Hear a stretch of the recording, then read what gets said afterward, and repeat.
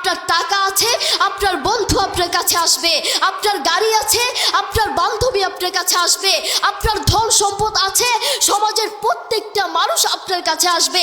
আর একবার টাকাহীন হন, আপনার বন্ধু আপনার কাছে আসবে না। একবার আপনার ধন সম্পদ গাড়ি বাড়ি একবার ধ্বংস হোক, সমাজের প্রত্যেকটা মানুষ আপনাকে হিংসা করবে। সবাই আপনাকে স্বার্থের জন্য ভালোবাসবে।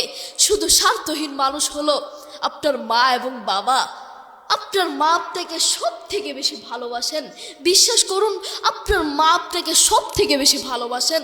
প্রত্যেক মা নিজের জীবনের চেয়েও তার সন্তানটাকে সব থেকে বেশি ভালোবাসেন। নিজের জীবন দিয়ে দিতে চান, জীবন হারাতে চান। প্রিয় দিনী ভাই, আপনি যদি দেখতে কালো হন, আপনার চেহারা যদি দেখতে কালো হয়, আপনার চেহারা যদি দেখতে বিশ্রী হয়, আপনার চেহারায় যদি কোনো মায়া না থাকে, পাশের মানুষগুলো, আপনার বন্ধু, আপনার বান্ধবী, পাশের মানুষগুলো আপনাকে বলবে তোর চেহারা সুন্দর নাই, তোর চেহারা দেখতে খারাপ, তোর চেহারায় দেখতে মায়া নাই।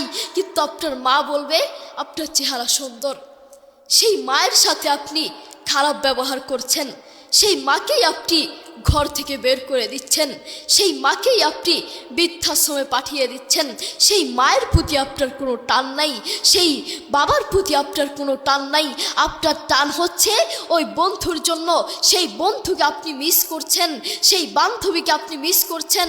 আপনি বন্ধুকে মেসেজে বলছেন আই মিস ইউ, আমি আপনাকে মিস করছি, কিন্তু আপনি আপনার মাকে মিস করছেন না। এজন্য বাবা আপনাকে বলছি, আপনি আপনার সন্তানকে, মা আপনি আপনার সন্তানকে একটু কাছে ডেকে মাথায় হাত বুলিয়ে জিজ্ঞেস করেন, বাবা তুমি আজ সারা দিনে কয়বার বলেছ রব্বির হামহুমা কামা রব্বায়ানি সগীরা? আপনার সন্তান বলবে একবারও বলি নাই। যদি প্রশ্ন করেন আজ এক মাসের মধ্যে কয়বার বলেছ রব্বির হামহুমা কামা রব্বায়ানি সগীরা? বলবে একবারও বলি নাই। আপনি যদি প্রশ্ন করেন আজ এক বছরের মধ্যে কয়বার বলেছ রব্বির হামহুমা কামা রব্বায়ানি সগীরা?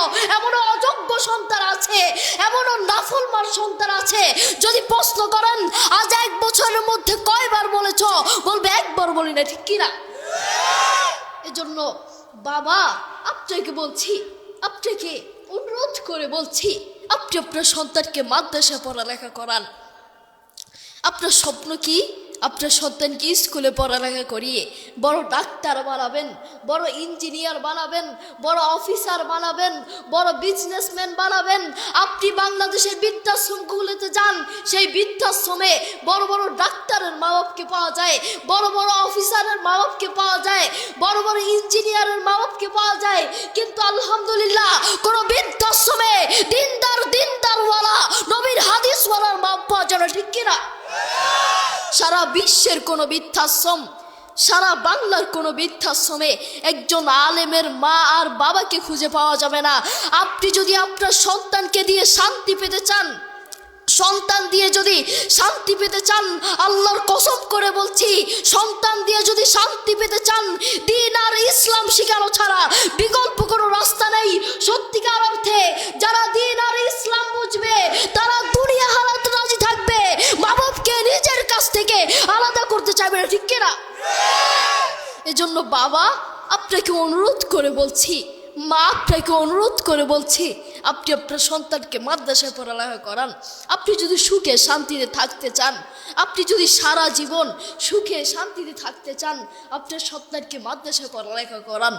বহু বাবার কারণে তার সন্তান নষ্ট হয়, বহু মায়ের কারণে তার আদর টুকরো সন্তানটুকু নষ্ট হয়। তার বাস্তবতা দেখুন।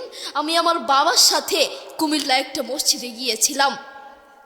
সেখানে গিয়ে দেখলাম ছোট্ট একটা বাচ্চা মোবাইল হাতে নিয়ে সে মোবাইলে গেমস খেলছে, মোবাইলে সে সিনেমা দেখছে। আমি আর আমার বাবা মসজিদে গিয়ে দেখলাম ছোট্ট একটা বাচ্চা মোবাইলে সিনেমা দেখছে, তার বাবা তার দিয়ে তাকিয়ে আছে, বাবা কিছু বলছে না। মনে রাখবেন ওটা বাপ নামের কলঙ্ক, ওটা বাপ নামের অযোগ্য। ঠিক কিনা? যেই বাপ থেকে খারাপ পথে চলতে দিবে ওটা বাপ হতে পারে না, ওটা মা হতে পারে না। তাই আমাদের উচিত প্রত্যেক দিন মায়ের খেদমত করা, মায়ের সাথে সুন্দর ব্যবহার করা।